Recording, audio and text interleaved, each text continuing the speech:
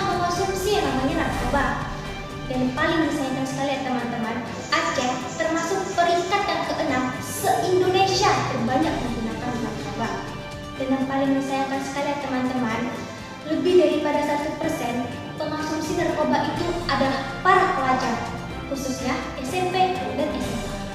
Pada kesempatan kali ini, kita akan mereportasikan seorang tokoh penting upaya rehabilitasi penyalahgunaan narkoba, terkhususnya para generasi muda dan pelajar Aceh. Beliau merupakan seorang mubalik. Beliau adalah Ustadz Haji Muhammad Nur MSI, pimpinan IPWL Kementerian Sosial Republik Indonesia, Yayasan Tabina Aceh. Mau tahu bagaimana profil Bapak Haji Muhammad Nur? Mari ikuti saya.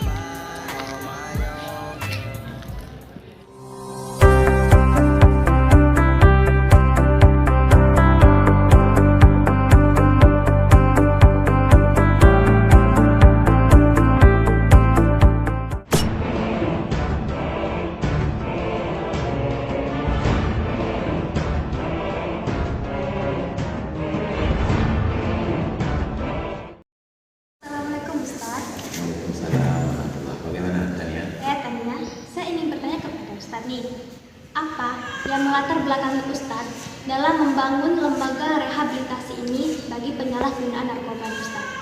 Baik Tania, pada tahun 2013 dalam laporan BNN Indonesia, lebih dari 3,8 juta penduduk Indonesia telah terjangkit dengan penyakit narkoba, dan tidak ada satupun lembaga rehabilitasi korban bagi penyalahgunaan narkoba di Aceh khususnya.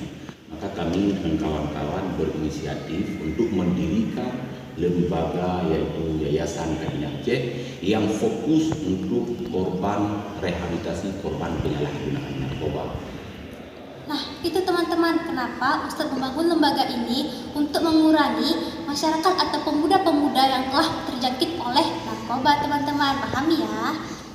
Program apa saja yang telah Ustadz lakukan bagi penyalahgunaan narkoba, terkhusus pelajar, Ustadz?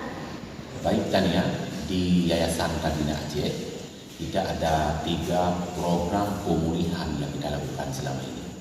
Baik yaitu yang pertama program religi, yang kedua program TC, yang ketiga yaitu program NI.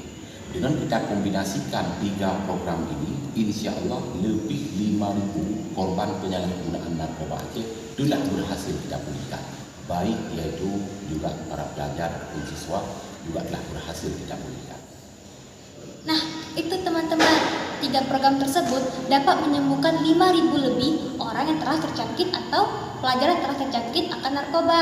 Tidak ada tuh namanya kekerasan ya di rehab itu, terutama di rehab Tabina Aceh. Nah Ustadz, apa yang membuat Ustadz menjamin para pelajar yang telah pulih dari narkoba untuk tidak lagi menyentuh narkoba atau rileks, Ustadz? Baik, ini tergantung bagaimana cara kita yaitu memanage mereka, bagaimana mereka kita didik sehingga mereka punya kemampuan. Karena terus terang bagi pelajar yang telah terjangkit dengan penyakit narkoba, ini minat untuk belajar, minat untuk bervokasi, berliterasi ini sudah hilang sama sekali. Tapi bagaimana kita meningkatkan kemampuan mereka sehingga mereka mau belajar, sehingga mau berliterasi, inilah tugas kita dan tugas kami selama ini. Ada program lab skill, ada program aftercare. Dengan program lab skill dan aftercare ini kami didik mereka sehingga mereka punya keahlian welding skill. Ada beberapa keahlian-keahlian yang lain sehingga mereka ketika pulang kampung mereka sudah disibukkan dengan kerja-kerja, bahkan sebahagian dari mereka telah berhasil, mereka telah punya bengkel sendiri ya, sehingga mereka tidak teringat dan tidak relate kembali untuk menggunakan narkoba.